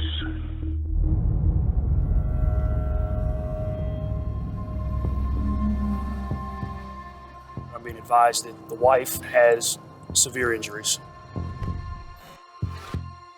and was currently being trauma alerted to our area hospital. You woke up to her scream, and tall figure with ski mask starts fighting with you with a knife. I felt something sharp. Susan Reuschel almost died that night. If Susan had died, the truth of what happened that night would die with her. When Susan Reuschel comes out of surgery, she tells investigators that there is no intruder, and that the person who inflicted all of the injuries that she is suffering from is Michael Reuschel. This case is about the power of money. It's about the power of desire for control. When Susan asked for a divorce, Michael Reuschel snapped. When he was faced with the prospect that he would have to give her half of his fortune, he made a calculated and premeditated decision to kill. This is the knife that was used to stab Susan. The bending in this knife, you believe, is a result of it hitting bone and it bent the blade. That's correct. All rise for the jury. Members of the jury, we're just going to lay here until you die, Sue. We're just going to lay here until you die. Those are the words of that defendant, Michael Reuschel, spoken to his wife of 10 years, Susan Reuschel.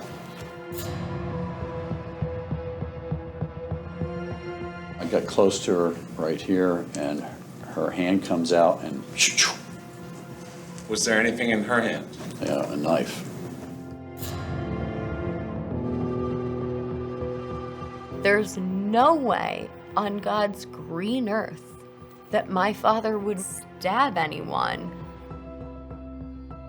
Was Mike's daughter, Caroline, a source of conflict in the marriage? Absolutely. Didn't you tell Michael Reuschel that you hated Caroline? Those words came out, yeah. And in fact, you called her a bitch. Is that right? Yes.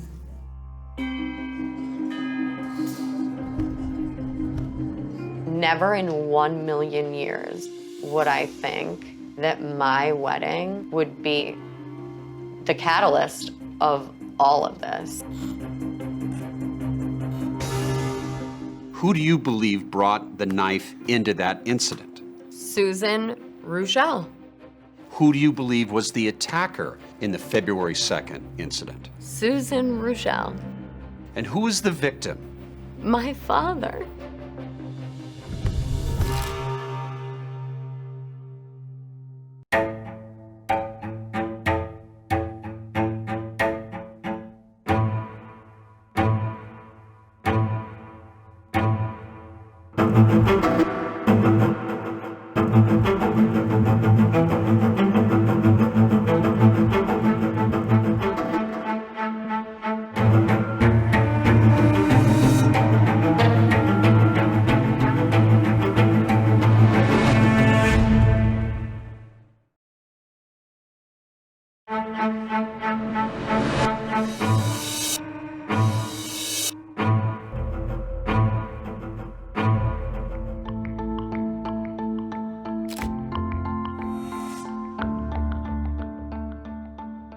Where were you and how did you learn that your father on February 3rd, 2018 had been arrested?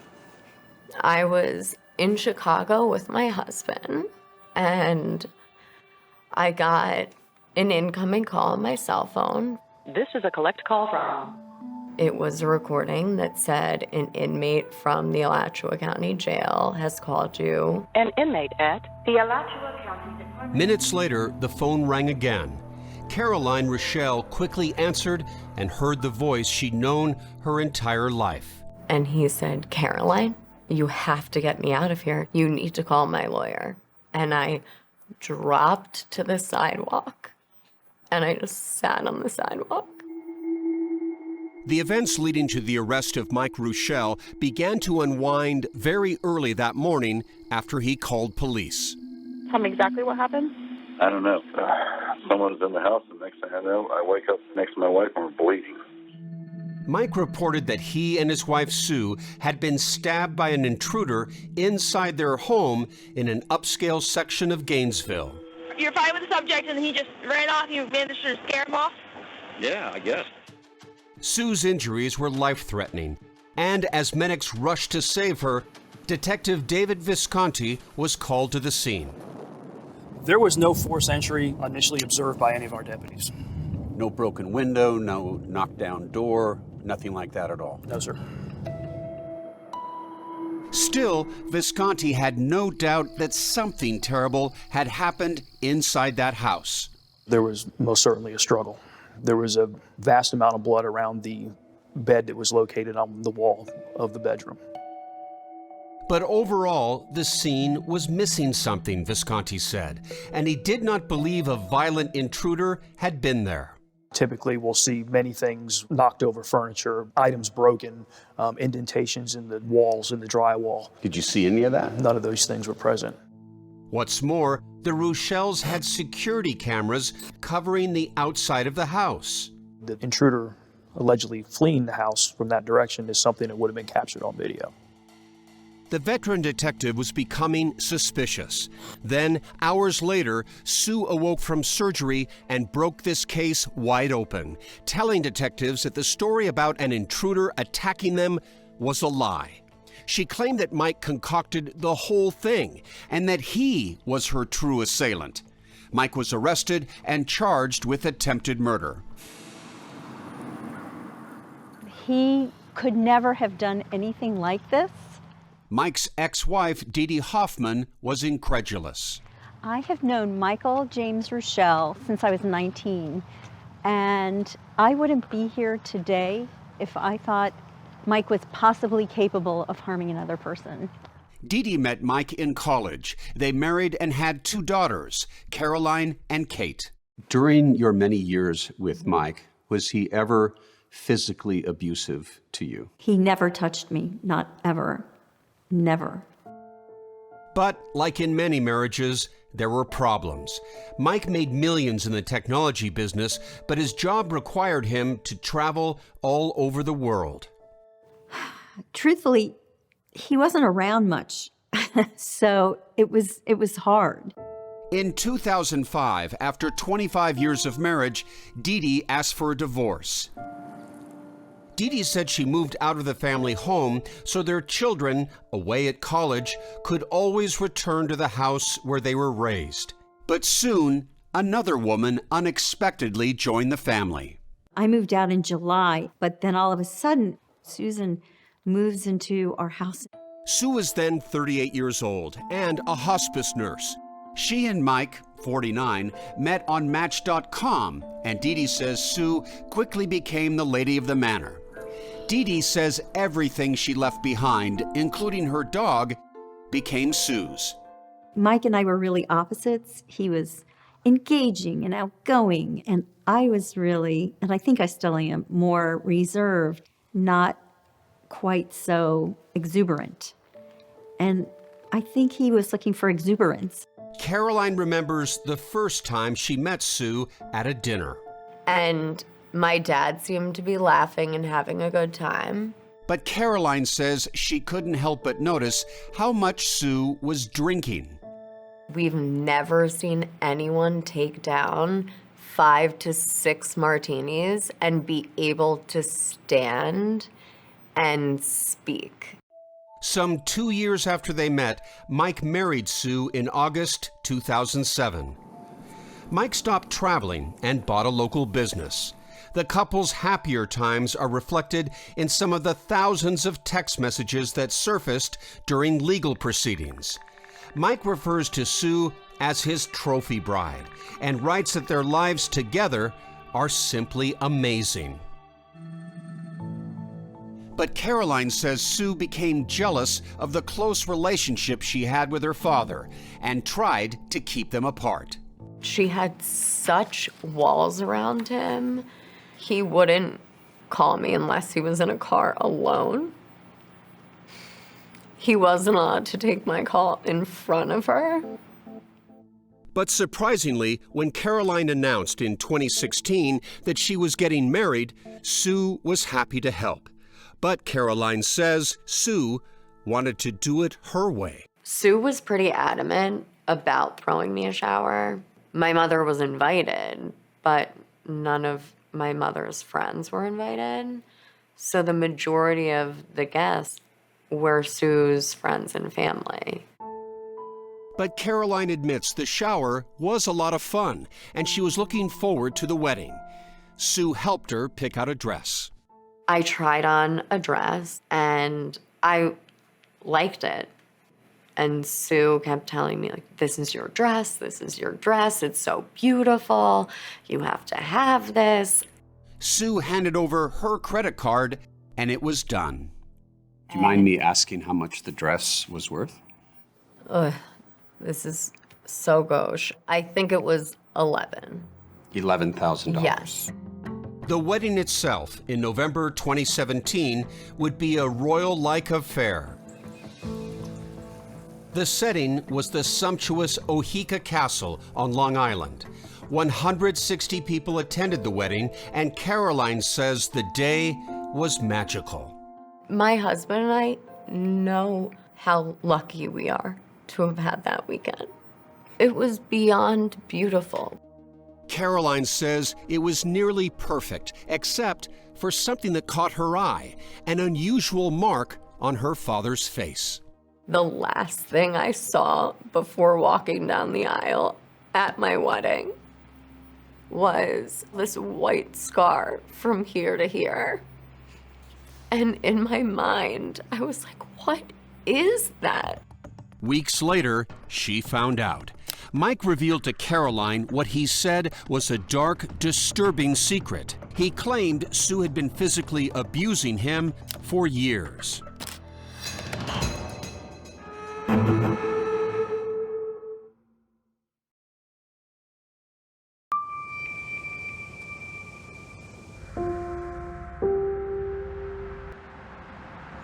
I called him on his birthday and I said, "How are you doing?" And he just started crying. It was late November 2017, just 3 weeks after her fairy tale wedding, when Caroline says her father shared a disturbing secret about Sue that he had promised not to tell. And he said, Sue was arrested.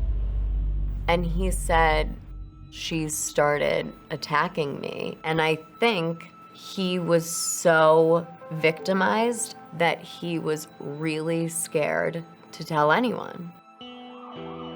Sue had been charged with domestic battery, but the details of what happened that day would not become public until 2 years later, at Mike's trial for attempted murder. Do you swear affirm that the evidence... When they both testified about the last tumultuous months of their marriage. Ma'am, please be seated. Speak clearly. What was the state of their marriage? I think it was in the lowest place that it could possibly be before a divorce. I was upset. Sue told prosecutor David Byron that shortly after Caroline's wedding, Mike told her it had gone nearly $150,000 over budget. Was it fair to say that you were partially upset with defendant, but mostly at Caroline? Yes. Mike says Sue attacked him when the fight escalated. She throws the phone at me, charges around the bed, pushes and just start her eating like this. But Mike didn't call 911 that day. Sue did. I just felt as though things were a little out of control.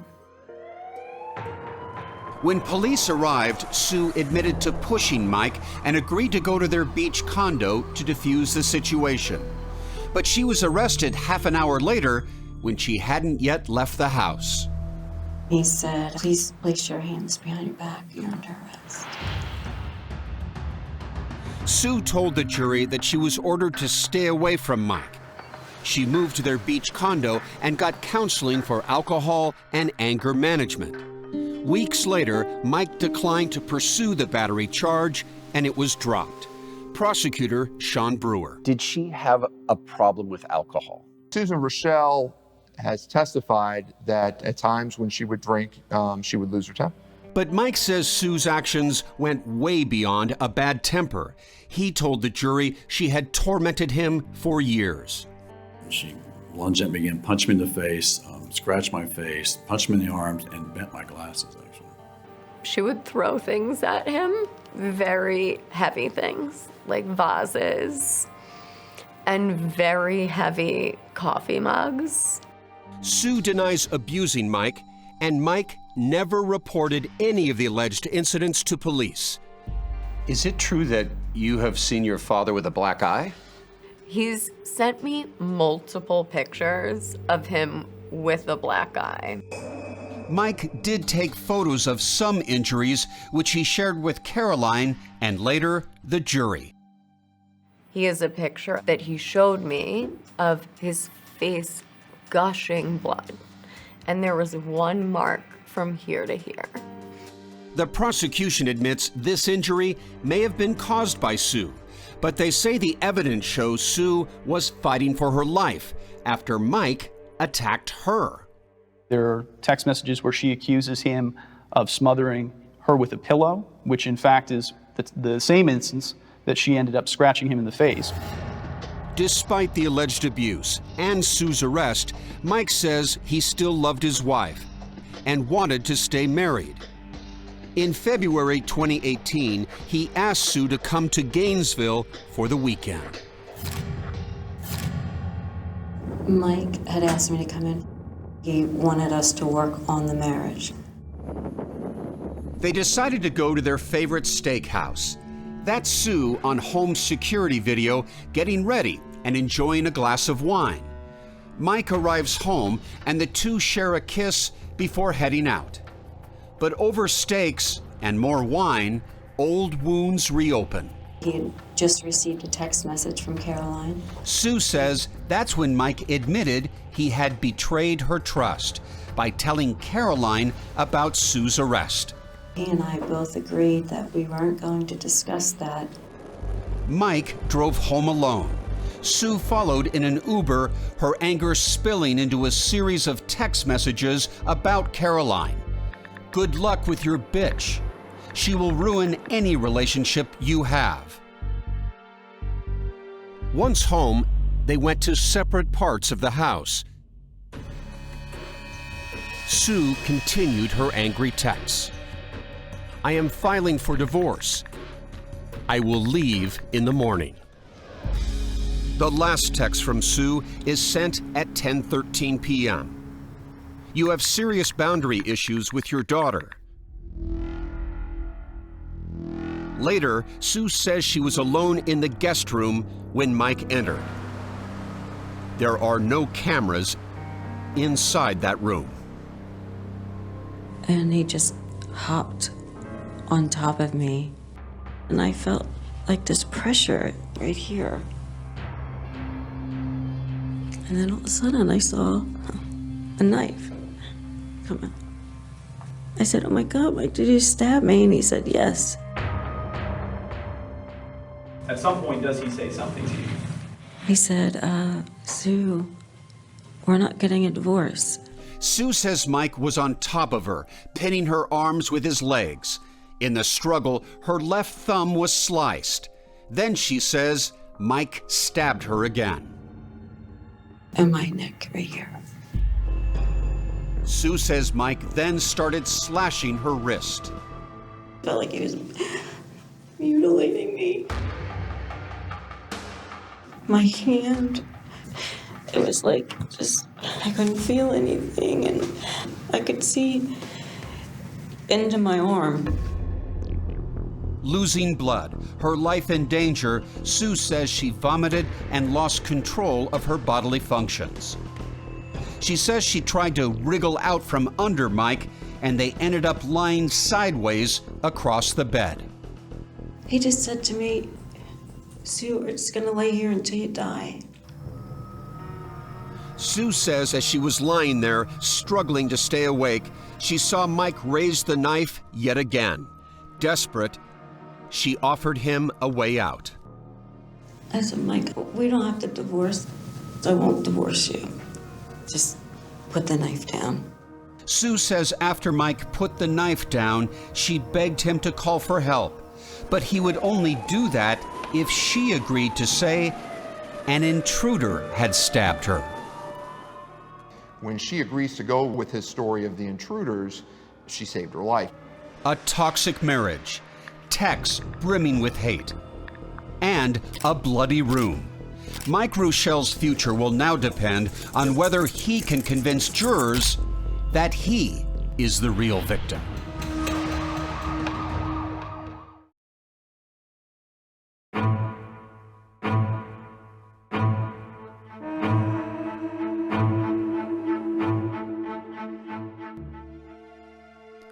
When first responders entered this bloody scene in the early morning hours of February 3rd, 2018, they'd been told by Mike Reuschel that a stranger had broken into their home and assaulted his wife, and then him with a knife. But in court, now with his defense attorneys Patrick McGinnis and Ann Fennell, Mike admits that story was a lie and says he's finally ready to tell the truth. He says despite Sue's drinking and violent outbursts, he was hoping to reconcile that night. I don't care if she's a melodrunk the rest of her life, just the anger's got to go. But at dinner, once again, they fought about Caroline, and that fight continued back at the house. After that, Mike and Sue's stories diverge. Mike says he came into the guest room a little after 10 and was startled to see Sue kneeling on the bed holding a knife. I said, Sue, give me the knife. And then next thing I know, I felt searing heat. And that's all I remember. And I'm just trying to get my hands on it. I'm on the bed with her now. We're all on our knees. Mike doesn't say how he got his hands on the knife, but he says as they struggled and fell over on the bed, he felt the blade go into Sue's stomach. She's falling backwards and I'm falling in front on top. I felt the knife penetrate here, and I rolled off as fast as I could because I was afraid if that went in her, it would kill her. Mike offers no explanation for how Sue was stabbed in the neck or thumb, but he does say about 1 minute into the struggle, he somehow calmed her down and put the knife out of reach. Now, you're both bleeding during this point in time, right? Yeah, but it's not spurting, and there's no blood at all you can see on Sue through here. Mike says he wanted to call for help right away, but Sue wouldn't let him because she was afraid she'd be arrested again. I said, Sue, we need to go to the hospital. And she said, then make up a story so I don't get arrested.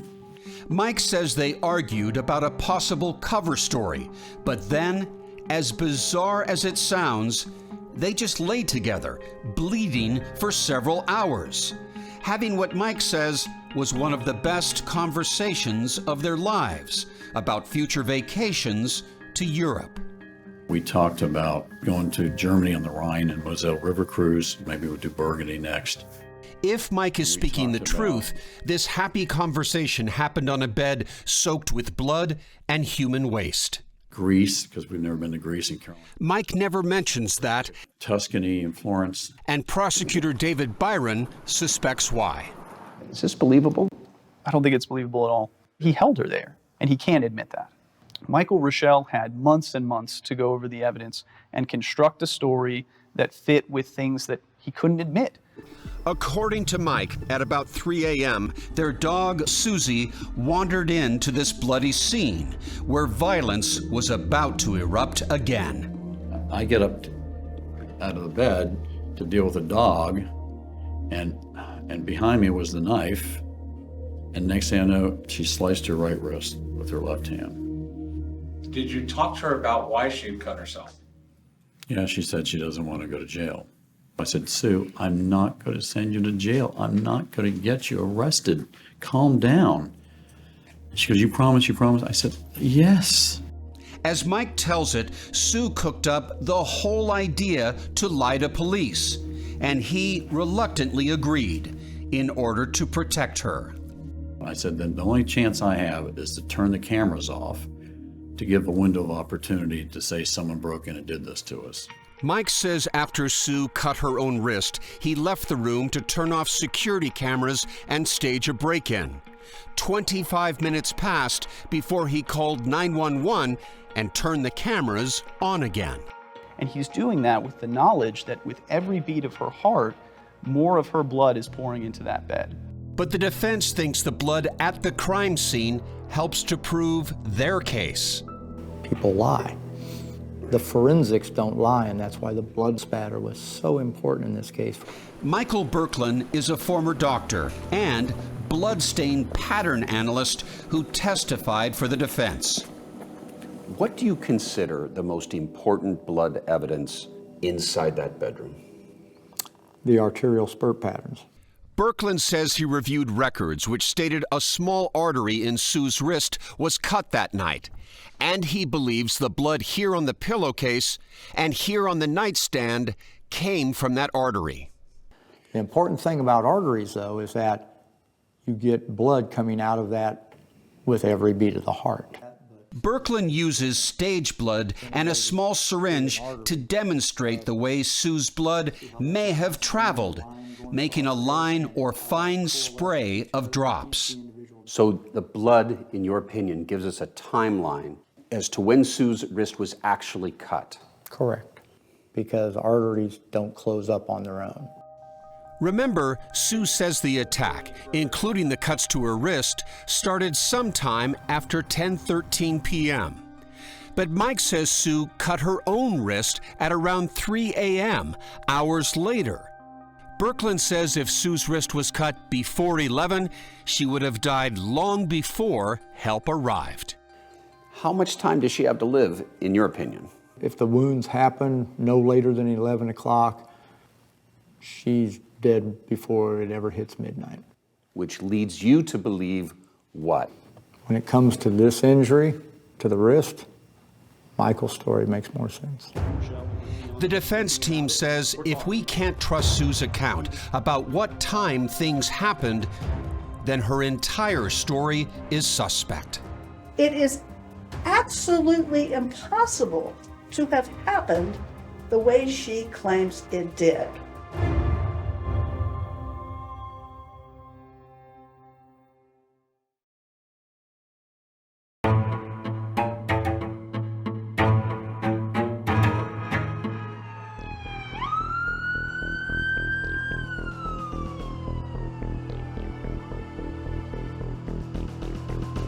Inside this box, This is the knife that was used to stab Susan.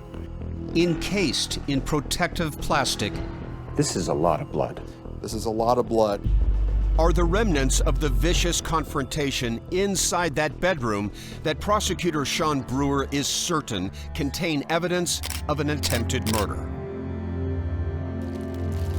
This is Mike Reuschel's pajamas. Yes. And they are soaked in blood. And whose blood is that? Well, Susan is the one that had the injuries that provided the mass amount of bleeding. So if blood could talk, this blood is telling you what?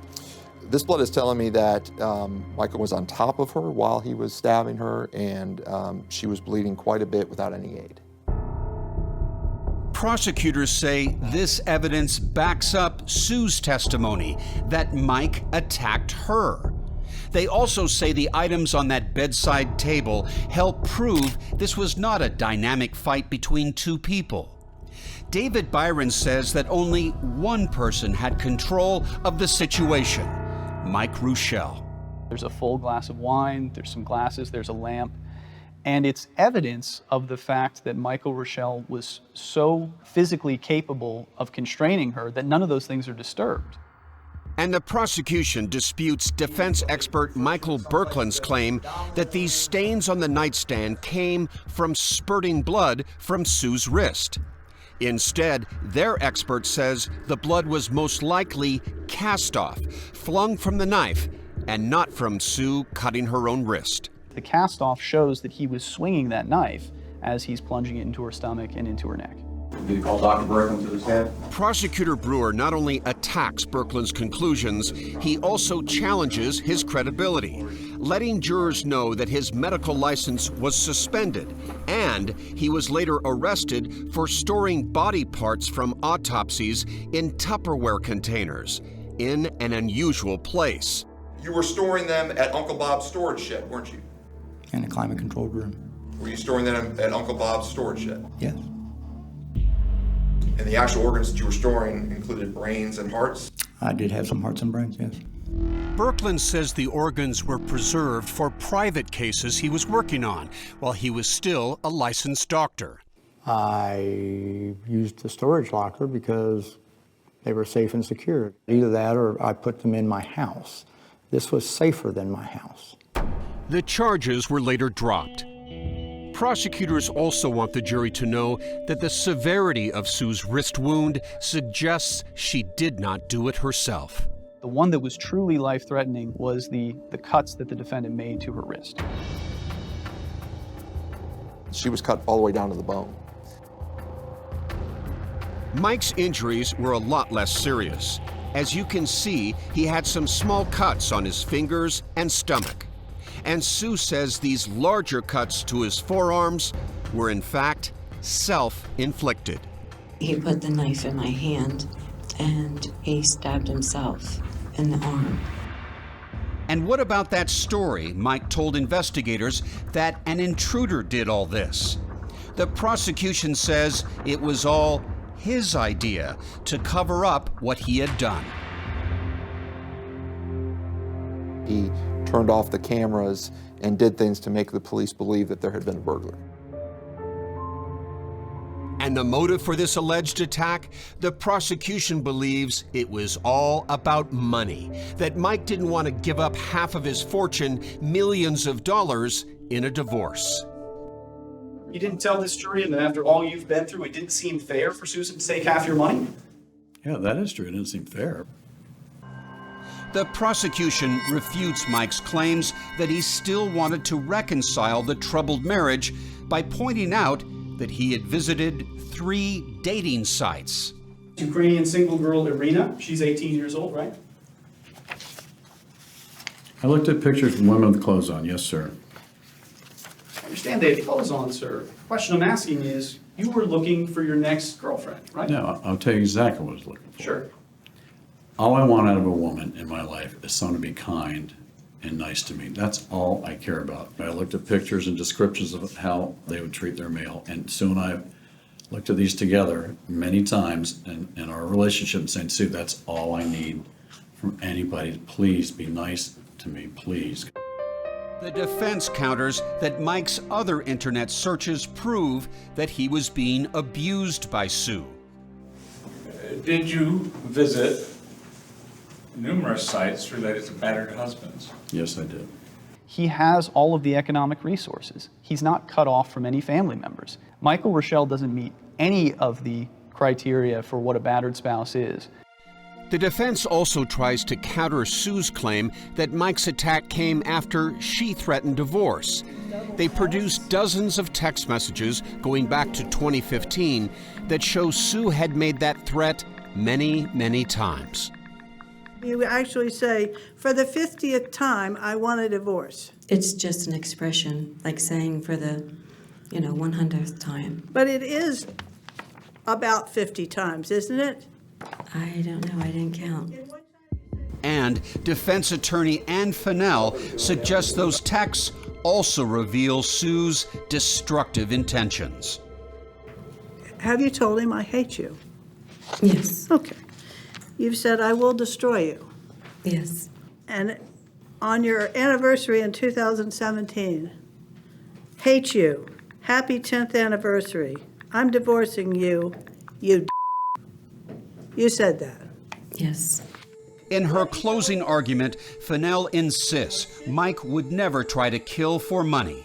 She says Sue was the aggressor that night, and Mike was just defending himself.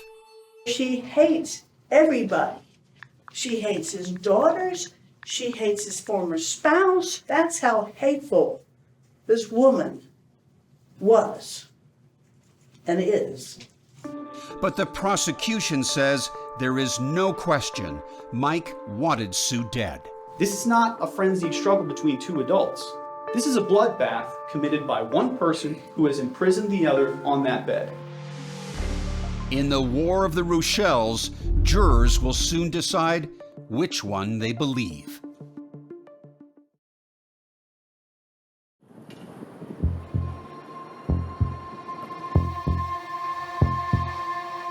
As the jury goes out to deliberate, what are those minutes and hours like for you? I just couldn't talk to anyone. I spent the past year and a half mentally preparing myself for the worst and hoping for the best. Caroline does not have long to wait. All rise for the jury. After a 9-day trial, it took little more than 4 hours for the jury to reach a verdict. They say a quick verdict is often a prosecutor's verdict. It's a thought that creeps into your head, but you never really know what a jury's going to do. Members of the jury, I understand you have reached a verdict. We have, Your Honor. Please pass it to my bailiff. We, the jury, unanimously find as follows to defendant Michael James Reuschel in this case. As to count 1, the defendant is guilty of attempted first-degree murder as charged in count. Guilty. Mike Reuschel is convicted of the most serious count against him. We were all so shocked.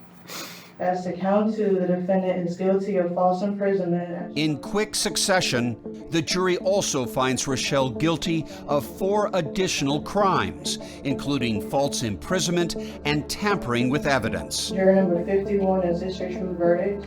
Yes. Jurors utterly reject Mike's story of a knife fight with his wife. Prosecutor Sean Brewer says justice was served to a man who lied to investigators and to the jury. Michael went through great lengths to try and kill Susan. He just wasn't very good at it. And what's more, Brewer says, Mike Reuschel tried to kill Sue not once, but twice.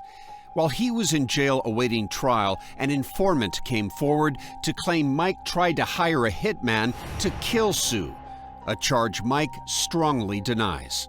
Do you believe that your father, in jail, plotted to hire someone to murder his wife? No. Honestly, I don't mean to laugh, but it is beyond laughable. As we were interviewing Caroline, she got a phone call that surprised us. Dad? Hi, I'm good. I'm with 48 Hours right now, literally, with cameras. Mike Reuschel allowed me to ask a few questions.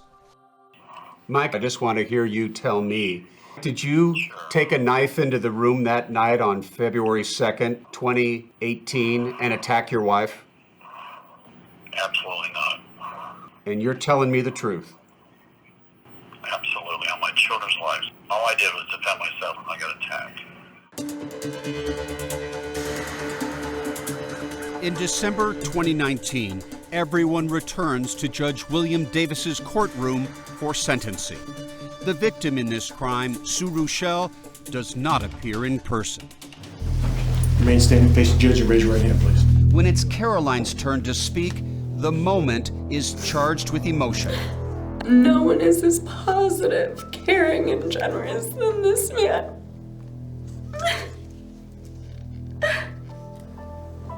I will say, I am and will always be a proud daughter.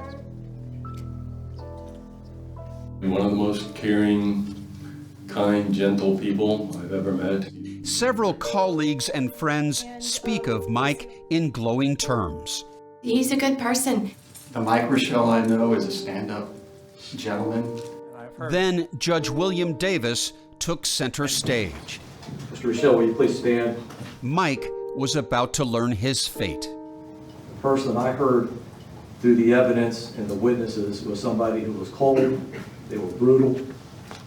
On count one, the attempted first-degree premeditated murder, I'm going to sentence you to 30 years imprisonment in the Department. All told, the judge gives Reuschel 30 years, not the 50 years requested by prosecutors.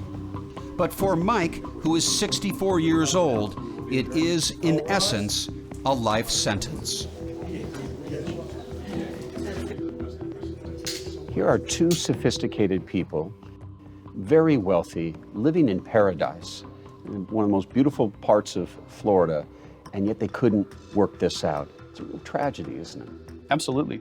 I mean, when you hear who Michael and Susan Reuschel were before this all occurred, they lived exemplary and mostly normal lives.